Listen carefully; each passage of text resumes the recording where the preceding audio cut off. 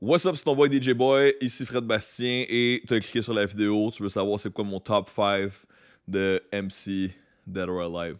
Mais ils sont tous alive, mes MC, parce que je considère quand même, mais il y a des gens qui meurent beaucoup trop jeunes dans les pop, là, on est très d'accord, là, au-delà des memes, Biggie et Tupac, c'est d'une tristesse, ça contribue à leur légende, mais tu sais, on peut penser à d'autres rappers plus récemment qui sont décédés. Bref, mon point, c'était vraiment pas de diss les rappers décédés en choisissant seulement du monde vivant dans mon top 5 Dead or Alive. C'est comme top 5 Alive, dans le fond, qui est un jeu qu'on joue au water polo aussi en passant, pour les curieux. Mais mon top 5 Dead or Alive comporte surtout du monde alive parce que je considère que le hip-hop s'améliore. Un peu comme le jazz.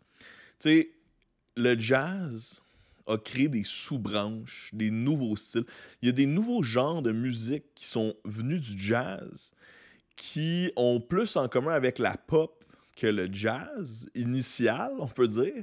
Mais ça permet au genre de continuer d'évoluer puis de s'optimiser en soi. Tu sais, je pense que le meilleur rock and roll est derrière nous, mais peut-être que dans 20 ans, il va y avoir une resurgence du rock and roll. Tout est possible, tu sais. La mode est cyclique.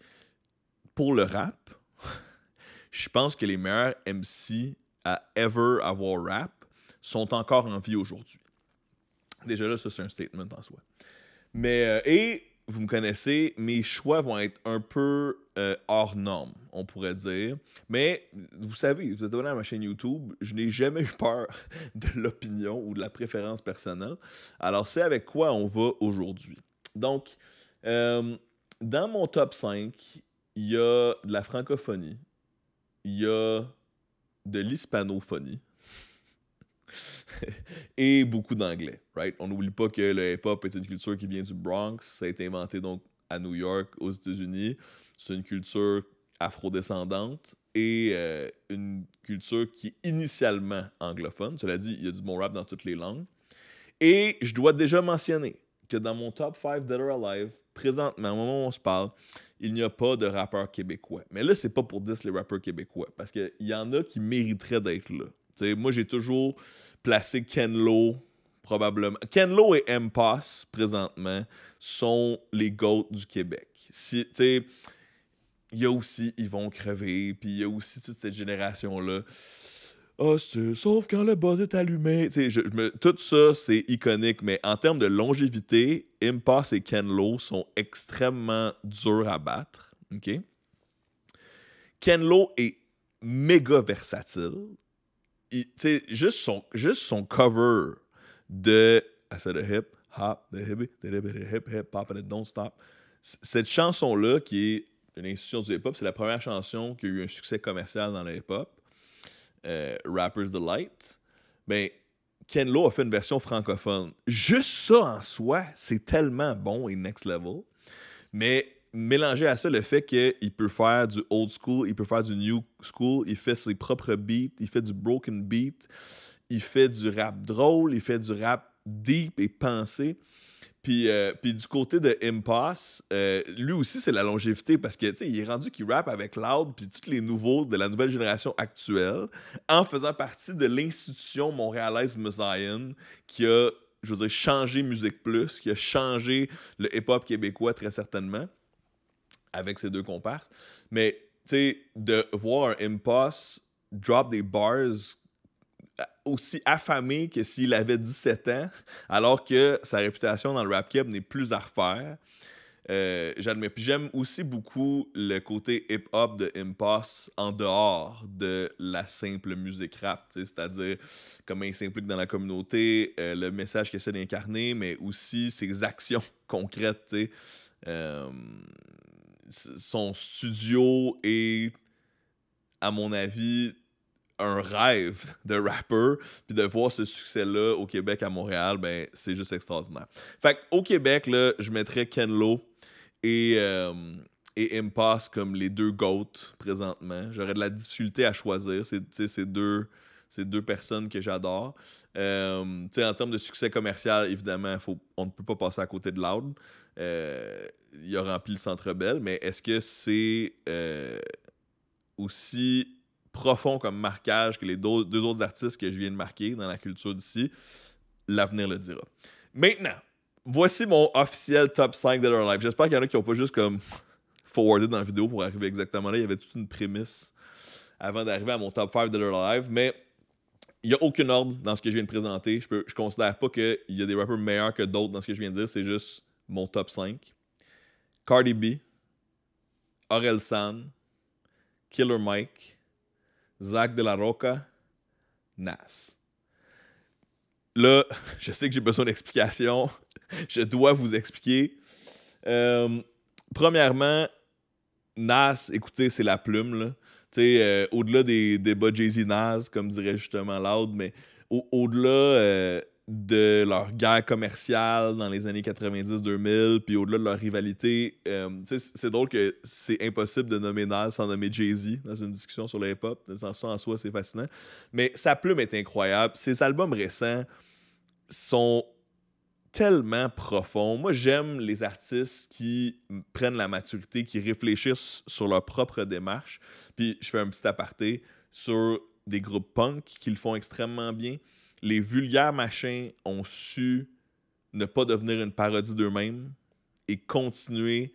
Ils ont su continuer à poser la question, c'est quoi réfléchir pour soi-même et remettre en question l'autorité à travers la musique, à travers les âges. Je pense à Against Me aussi, qui n'ont pas hésité à... je veux dire, premièrement, la chanteuse au début du groupe était un chanteur. Donc, j'espère que je ne fais pas d'impair en mentionnant ça comme ça, mais ça en soi, c'est sûr que c'est un changement incroyable. Mais même aussi au niveau des paroles, Against Me ont réussi, selon moi, à bien se réinventer et admettre que le punk de 17 ans n'est pas le même que le punk de 34, on peut dire. Mais on peut être encore punk, selon moi. C'est un idéal, c'est une philosophie. Certains diraient peut-être une religion. Bref, et un autre groupe punk là, qui, selon moi, qui vieillit extrêmement bien, c'est Rise Against. Groupe de Chicago. Le chanteur Tim, là, c'est un des meilleurs paroliers. Souvent, je dis un peu en joke que Tim de Rise Against, je le mets dans mon top 5 Dead or Alive de meilleurs rappers. Parce que chacune de ses tunes, on pourrait faire une dissertation sur chacune des tunes. Ou un tatou sur le chest pour chacune de ses paroles. Alors, écoutez un peu de Rise Against, lisez les paroles. La chanson de Violence, par exemple, qui pose la question, sommes-nous prédéterminés à être violents? Est-ce dans nos gènes ou on est vraiment fait à l'image de notre créateur? C'est une référence un peu religieuse aussi. Mais bref, est-ce qu'on peut un jour sublimer la violence qui habite les gènes des humains? Puis ça, c'est une tune punk, ultra rock'n'roll qui rentre dedans. C'est génial. Puis est-ce qu'on est assez brave pour ne plus être violent? Ce qui est un paradoxe en soi quand même. Le pacifisme, c'est compliqué. Mais bref, donc Rise Against aussi est un groupe qui a su très bien vieillir et arriver avec des paroles importantes. J'avais mon explication des top 5 Dead or Alive. Bon, là, je vous ai nommé Nas, là, je veux dire, Illmatic, sans soi, puis le fait que King's Disease 2 est tout aussi tranchant et plein de connaissances utiles pour l'auditoire. 2, Killer Mike, rappeur d'Atlanta, c'est la moitié de Run the Jewels. Son stock solo est incroyable. On l'a connu dans le temps de Outkast. Là, ça fait extrêmement longtemps. C'est là les premières fois qu'on l'entendait. Depuis, il a sorti, entre autres, l'album Rap Music avec LP. J'en ai parlé à Radio-Canada récemment, d'ailleurs. La chanson Reagan, une chanson thématique sur Ronald Reagan. Écoutez ça, vous ne serez plus la même personne avant et après. Vous allez mieux comprendre certains aspects de la politique américaine. Sur le même album, là, il y a des pièces d'anthologie de storytelling. La tune où il raconte l'histoire de quelqu'un qui passe les douanes, ça, c'est quand même fascinant. Puis on est au bout de notre siège, là, puis c'est une tune de rap qui nous joue dans les oreilles. T'sais. Puis sinon, il y a plusieurs autres gros hits sur cet album-là, dont la première collaboration entre LP et Killer Mike. LP, le rapper, pas juste le producer, parce que tout l'album a été fait par LP, qui est ensuite devenu le collègue de Killer Mike dans Run the Jewels. Là. Donc, Killer Mike, là, je parle beaucoup de son album solo, mais ensuite, dans Run the Jewels, est tout aussi incroyable. Là, juste ce matin, j'écoutais encore Walking in the Snow sur RTJ4. Cette œuvre-là, la chanson Walking in the Snow sur RTJ4, le 4e album de Run the Jewels, c'est une joke tellement c'est bon. C'est une œuvre, là, on devrait l'analyser encore une fois dans des universités dans genre 20 ans là, pour parler de l'époque qu'on vivait. Tu sais, c'est une chanson qui est parue là, à la fois, on a des sujets très légers et des sujets très profonds dans la même chanson de Run the Jewels. Un beat de LP là, qui fait des hauts et des bas, qui réussit à ne jamais être répétitif, qui à la fois te donne envie de danser et feel menaçant. Mais, tu sais, ça, c'est juste le beat, là. Puis les paroles, tu sais, juste le fait que dans la pièce, dans un des versets, Killer Mike, qui est donc dans mon top 5, il mentionne le drame de George Floyd avant que le drame arrive. C'est fascinant, puis parce que malheureusement, ça, faut le dire, malheureusement, c'est pas la première fois qu'un afrodescendant est décédé aux mains d'un policier aux États-Unis dans les dernières années. Puis l'histoire se répète, puis il y avait un autre afrodescendant qui était décédé en murmurant « Je ne peux respirer », tu sais, « I can't breathe », ce qui est aussi malheureusement arrivé à George Floyd. Mais le fait que Killer Mike, avant même que l'événement redevienne là, aussi mainstream, le place dans une chanson, remet en question la culture, j'ose dire la culture woke, mais c'est la culture de se prétendre politisé sans jamais rien faire d'autre que chialer sur Internet.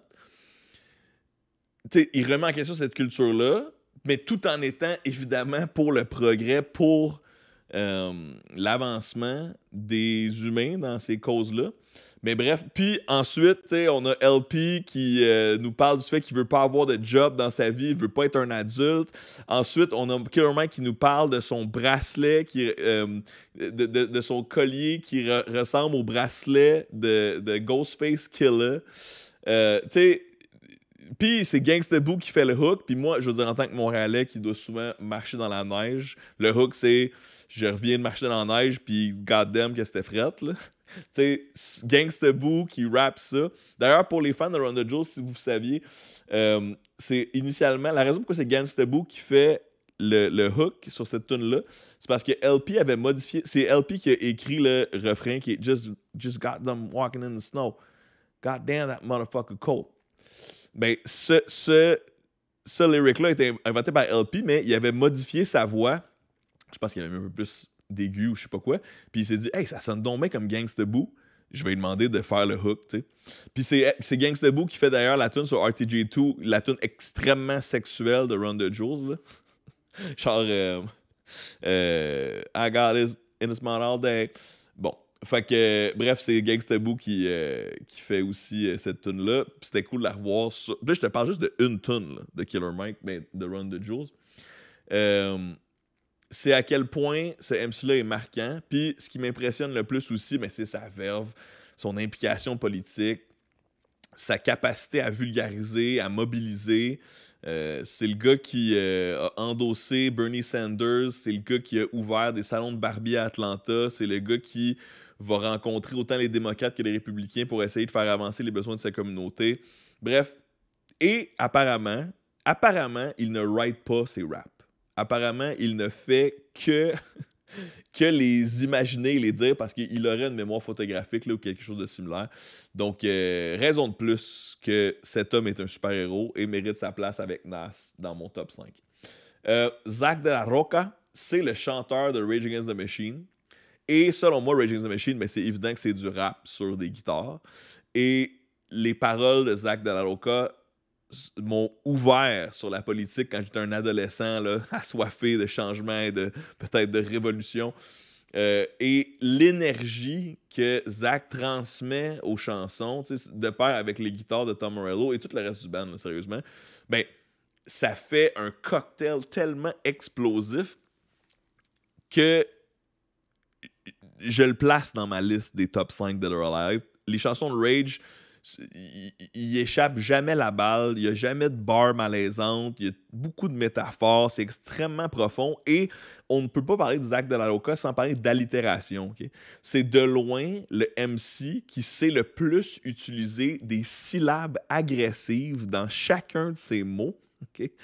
Pour que ça match l'agressivité de la guitare de Tom Morello puis l'espèce de funk metal. Là, mais puis Zach est aussi, en passant, sur d'autres pièces rap. On peut entendre Zach rapper sur une tune de KRS-One, entre autres, CIA, Criminals in Action. Bon verse de Zach là-dessus. Et c'est vraiment intéressant de l'entendre sur des beats plus traditionnels. Il est bien sûr dans 3 albums de Run the Jewels, je pense. C'est le feature number one là, de LP qui veut faire des beats un peu plus agressifs. D'ailleurs, il est sur la chanson Just avec Pharrell et Run the Jewels. Ça en soi aussi, cette chanson-là. Il paraît que c'est Pharrell qui a écrit le hook, là, mais juste le hook. Look at all these slave masters posing on your dollar. Regardez tous ces anciens propriétaires d'esclaves qui sont sur les dollars américains. Ça vous démontre que le racisme, le fameux racisme systémique, là, ça existe. Il y a des endroits où c'est peut-être plus évident que d'autres, mais malheureusement, c'est une réalité. OK, Zach De La Rocha, il nous en reste 2, là, Orelsan et Cardi B, mes 2 multilingues. Cardi B, écoutez, la première fois que j'ai entendu Bodak Yellow, je me suis dit, oups, le rap vient de changer. Ça fait du bien, là. Moi, j'aime ça quand il y a un vent de renouveau, tu sais. Drake, j'ai eu le même effet en voyant le clip, je pense que c'est My Ever de Drake. En tout cas, c'est le fameux clip, c'est une tune sonore, une trame sonore pour un documentaire sur LeBron James, puis t'as Drake avec Eminem, avec Kanye. C'est non-stop. Je pense que Lil Wayne est là. Fait que, tu sais, j'étais comme, mais c'est qui ce gars-là qui rappe avec toutes ces légendes? La première fois que j'ai vu ce clip-là, c'était à Musique Plus, genre Late Night. J'étais là, mais voyons donc, c'est qui? C'est pas le gars dans Degrassi, genre? Mais dès que j'ai entendu ce truc-là, je me suis dit, le rap vient de changer. Puis, quand j'ai entendu Bodak Yellow de Cardi B, je me suis dit la même chose. Là, c'est controversé parce que je parle justement de 2 rappeurs qui ont été accusés d'avoir des ghostwriters. Cardi, c'est assez évident, là, on s'en cache pratiquement pas, qu'il y a des gens qui ont écrit pour elle. Donc ça, c'est controversé, parce que moi, je suis un old head, je suis un vieux hip-hop head. En théorie, les ghostwriters, c'est vraiment frowned upon. Surtout que je suis un rappeur moi-même, puis c'est comme un humoriste. T'es supposé écrire ton propre stock. Il y en a qui ont des auteurs, c'est correct, tu sais. Mais puis Cardi B, je lui pardonne parce que justement, son côté latino-américain, son côté afro-descendant, fait un mélange explosif de rythme, de bonnes bars, de confiance, de swag. Et son album Invasion of Privacy est incroyable, il est excellent. Les features là-dessus sont malades. La première chanson de l'album, Get Up 10, c'est une des meilleures tunes de rap ever. C'est le origin story là, de Cardi B. Elle explique d'où est-ce qu'elle vient, puis pourquoi elle rap, puis tu sais, comment elle s'est rendue, où est-ce qu'elle est rendue aujourd'hui. Puis les détours difficiles qu'elle a dû prendre en faisant des jeux de mots, puis en se prenant pas au sérieux, tout en racontant une histoire extrêmement deep. Allez écouter la chanson Get Up 10 de Cardi B. Et l'album au complet est bon. Puis depuis, elle sort des hits et des hits et des hits. T'sais, elle n'est pas tombée dans le piège du 2e album. Elle a fait, j'en ferai pas de 2e album. Je vais juste faire des hits puis milk ma célébrité. Quand je parle de Cardi B dans mon top, il faut aussi que je mentionne un été, Camille et moi, on est allés à New York avec le père de Camille puis la blonde du père à Camille. Puis on avait un Airbnb dans le Bronx. Puis à un moment donné, Camille et moi, on est allés voir un match de soccer au Yankee Stadium. Le Yankee Stadium, c'est là où il y a le baseball habituellement, le baseball des Yankees. Puis ça, c'est dans le Bronx. Puis en revenant de la game de soccer dans le stade de baseball, vous me suivez, dans le Bronx, ben, Camille et moi, on a marché jusqu'au Airbnb. Genre de marche de 1 heure dans un borough de New York qui n'est pas le premier sur la liste des touristes, on pourrait dire habituellement.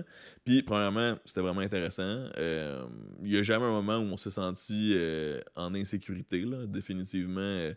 C'est pas quelque chose que je recommanderais nécessairement, mais on était en confiance, puis ça a bien été.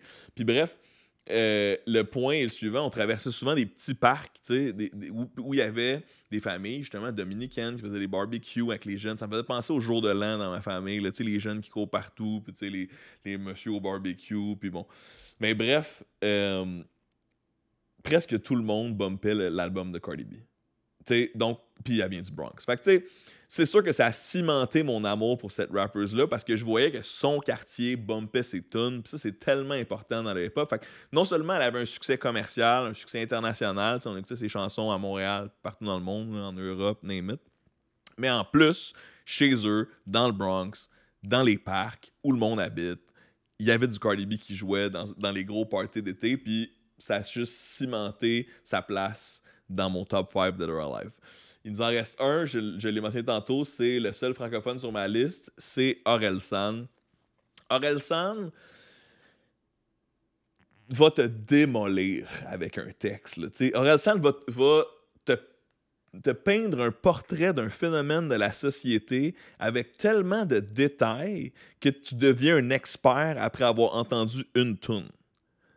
Immédiatement après, il va faire des jokes de pâte puis de je te vole ta blonde, genre. Je pense que c'est quelque chose qu'on voit aussi chez Killer Mike. J'aime beaucoup les rappers qui sont éminemment brillants et qui amènent des réflexions politiques ou philosophiques, puis qui, immédiatement après, te rappellent que c'est juste un humain qui fait des jokes, tu sais. Ça fait beaucoup de bien. Puis, pour Orelsan, Lettre pour trop tard démontre son côté sensible et intemporel.